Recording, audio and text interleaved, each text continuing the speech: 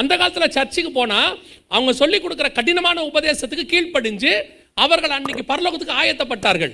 இன்னைக்கு இருக்கிற சபை எப்படி இருக்குது? எதுக்கு சொன்னாலும் எதுக்கே அவர் எதுக்கு இப்படி சொன்னார்? சிலர் சொல்கிறான், பாஸ்டர் புல்பீட்லேருந்து என்னையே குறி வச்சு தாக்குறாரு. ஏன்னா அவர் அப்போ தான் இராணுவத்தில் முடிச்சுட்டு வந்திருக்கிறார், ஸ்னைப்பரை வச்சு தாக்கிட்டு இருக்கிறார். உங்களை குறி வச்சு தாக்கிறதுக்கு எங்களுக்கு என்ன பெனிஃபிட் சொல்லுங்கள்? நீங்களே வாரத்துக்கு ஒரு நாள் தான் வரீங்க, 2 மணி நேரம் தான் வந்து உட்காடுறீங்க. அந்த 2 மணி நேரத்துலேயும் நாங்கள் பேசுகிறதுல பாதி நேரம் கேட்கவும் மாட்டேங்கிறீங்க. அது உங்ககிட்ட இருக்க ஒரு பெரிய கிருபை.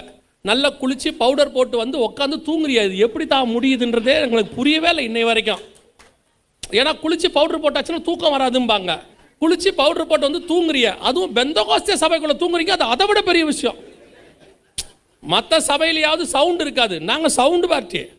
ஆராதனையிலேருந்து பேசுறதுலேருந்து நடுவில் 4 அல்லேலூயா போடாட்டி இவருக்கும் செய்தி வராது, அவங்களுக்கும் வராது. அதுக்கு நடுவில் படுத்து தூங்குறிய. இதில் சபைக்கு வர நோக்கமே உங்களுடைய காரியமே இவ்வளோதான் இருக்குது. இந்த 2 மணி நேரத்தில் நாங்கள் சொல்லி கொடுக்கறதுல அவ்வளோ கஷ்டம் உங்களுக்கு. 3/4 மணி நேரத்தை தாண்டி 10 நிமிஷம் பேசிட்டா போதும், பாஸ்டர் இழுத்துக்கிட்டே இருக்கார். 1000 ரூபா கொடுக்குறாங்கன்னு சொன்னால் ரேஷன் கடை வாசலில் 3 மணி நேரம் நிற்க முடியுது. அங்கே போய் 3 மணி நேரம் நிற்க முடியுது, சர்ச்சில் வந்து 3 மணி நேரம் உட்கார முடியல உங்களால். எப்படி பரலோகத்துக்கு போவீங்க? ட்ரெயின் பிடிக்க 3/4 மணி நேரம் முன்னாடி போயிடுறீங்க, ஃப்ளைட் பிடிக்க 3 மணி நேரம் முன்னாடி போயிடுறீங்க, சர்ச்சுக்கு மட்டும் 30 நிமிஷம் லேட்டாக தான் வரீங்க.